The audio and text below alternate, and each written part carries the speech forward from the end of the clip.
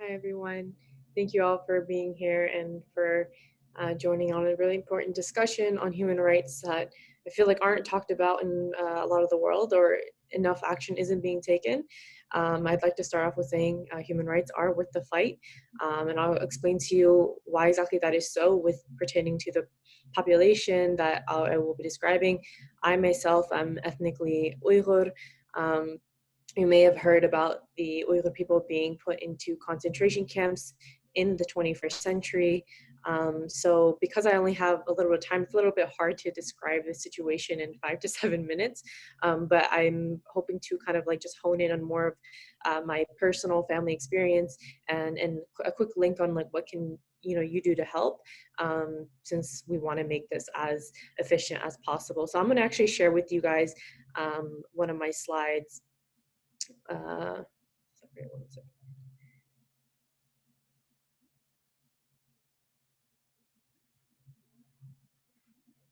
Oh wait, okay, it's not letting me share the screen.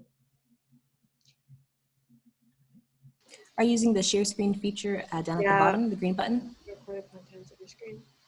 You might have to switch the screens. Yeah, okay, it's making me, it says Google Chrome will not be able to record the contents of your screen until it is quit. Here. Okay, you know That what, one's new. it's fine. Actually, it's not the biggest. Okay, so I won't do that because I don't want to waste time. But essentially, so I actually have. I don't know how many of you guys know about how much is happening in what we call occupied East Turkestan, or what China has renamed to as Xinjiang. So China occupied East Turkestan in 1949. This is a region right above Tibet.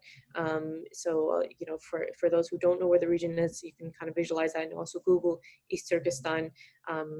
And so right now, China has put millions of Uyghurs and other Turkic people, majority of whom are Muslim, into modern day concentration camps. Oftentimes it's branded as Nazi-styled concentration camps, as well as prisons, where they're essentially forced to be brainwashed and subjected to forms of abuse, torture, forced sterilization, and other genocidal methods to erase the population. And what China has done is actually use religion as an excuse to basically wipe out our population. So what they've done is they've basically turned the entire region and said that this region is a hub of terrorism. These people are Muslims who are prone to, quote, radical thought, because since 9/11 they used a global war on terror that was launched by the US to basically claim we're going to basically join in on the fight against Islam, quote, Islamic extremism. And these people are prone to that because they're Muslim, and there's a lot of ethnic tension between Han Chinese and Uyghur people, and they completely miss out their narrative of the fact that we've been an occupied nation, occupied people for decades.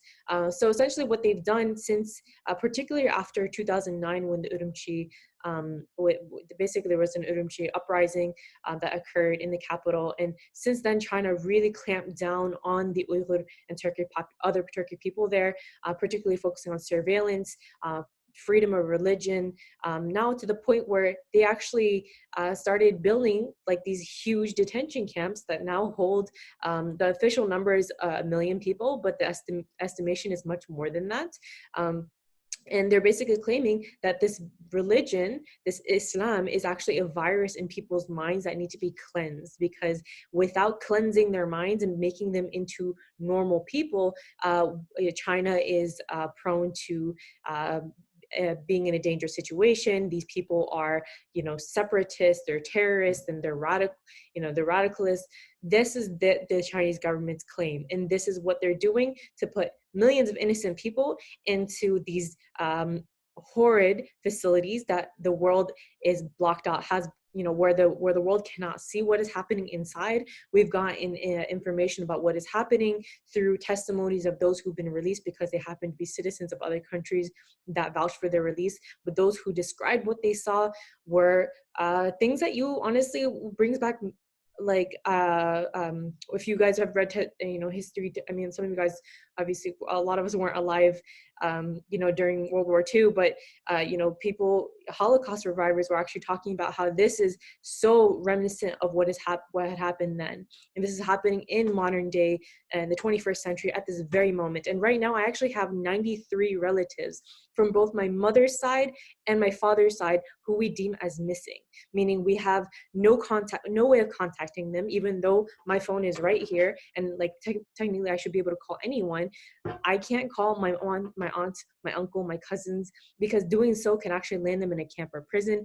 We know dozens of them are in some form of camp or prison. Um, and so it's a terrifying reality for so many of us, where we can't even, my mom just heard her sister's voice for the first time in 2 years, because again, contacting her sister would have resulted in in possibly putting my aunt in a camp. And those 2 minutes of her being able to talk just consisted of crying.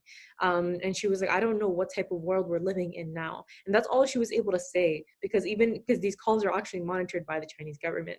And so and because this is like focused on religion, I will emphasize the fact that practicing Islam, which has been the predominant religion for centuries, practicing Islam is completely forbidden, to the point where even saying Assalamu alaikum, which is the Muslim greeting that people give to one another, simply means peace be upon you. That itself is a crime and actually can land someone in prison for around 10 years. Even celebrating Eid, which is the major holiday that Muslims celebrate twice a year, that itself is a crime. Saying Eid Mubarak, me wearing this headscarf would be a complete crime. If I was living there, I would probably be sentenced to anywhere from 10 to 20 years of prison because of me wearing a headscarf. Naming your baby a Muslim name, Muhammad, Fatima, Aisha, anything of that sort, also a crime. And they actually have Chinese government officials living in your home to make sure you're not engaging in religion and to assess your political views. So and they're actually encouraged, male government officials are actually encouraged to sleep in the same bed as Uyghur women, while the Uyghur women's husbands are in some form of camp or prison. So, it all sounds so dystopian, and it very much is.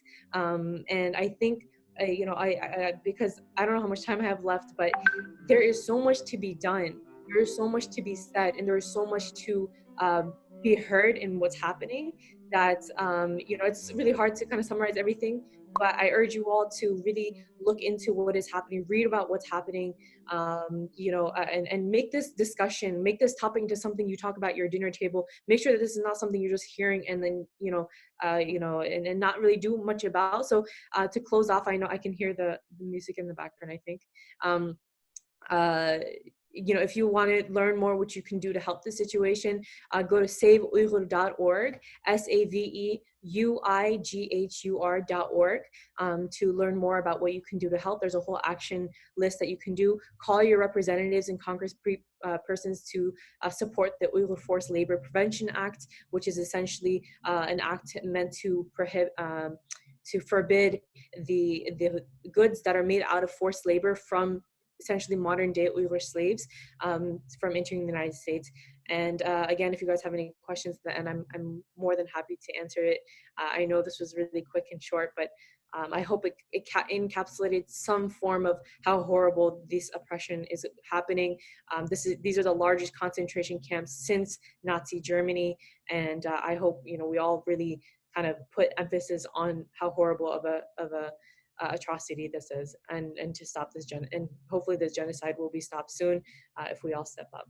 Thank you.